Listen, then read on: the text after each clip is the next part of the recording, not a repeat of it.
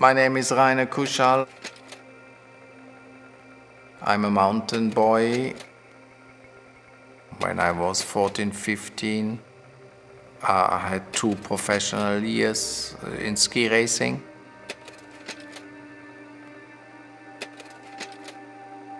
And I had as well my accident in the mountains by jumping into a swimming pool. And I hit the ground. I could not move anymore. They pulled me out by pulling me on the head. It cracked, and then I was completely paralyzed.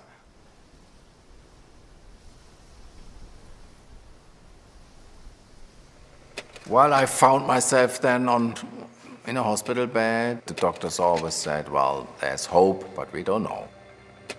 Mentally wise, I tried to connect myself back to my body and drove through to my toes and tried to move them. Only after 3, 4, 5 months, you start to realize, oh, nothing comes back anymore. Then we heard about Stoke Mandeville. After 3, 4 days only, I met first time Sir Ludwig Goodman. He is the founder and the leader of the first spinal cord unit rehabilitation center. From Berlin, he emigrated in the wartime. When he came first time into the door, I felt that he is a special man, had a kind of aura, and I felt right away trustful to him. But the way how he told you things were so direct.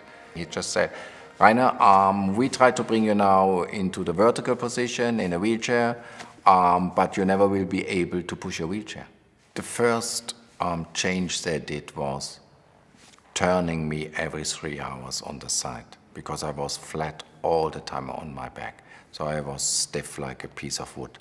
So that already was a nightmare, because I right away lost conscience. Yeah, the body is so weak, was so weak, yeah.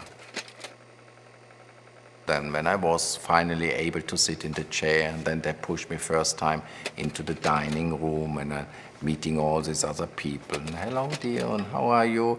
And I nearly was fainting all the time. And then I had a very, very tough physio, Maggie. I never will forget her. I strangled her once. I want to kill her. And one day after the physiotherapy, she just pushed me out in the ward, switched the light off, and left me alone.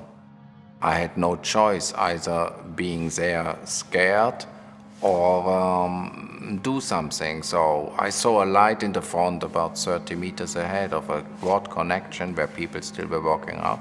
So I tried to push my wheelchair the first time. So I put my thumbs into spokes until they bleed. So meter for meter. It was not willing to push the wheelchair.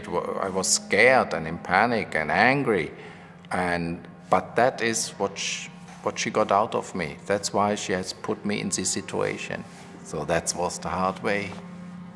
But thanks to that, I continue my life.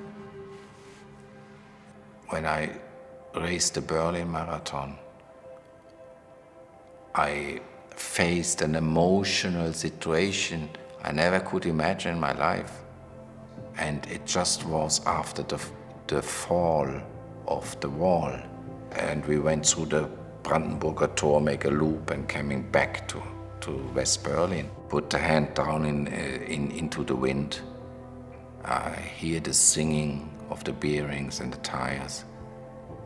And suddenly I get goose bumps, and I looked forward, and then I saw the Brandenburger Tor. And suddenly I thought, oh, Pop Goodman, if you would see me now, I'm on world record pace now, racing a wheelchair, with all this historic, and you came from Berlin, emigrated. And suddenly I saw him with a short smile. And then he went off. Then I remembered, many years back, He said, Rayner, you'll never be able to push a wheelchair. I mean, these are moments nobody faces in his life, only when he starts to live his dreams.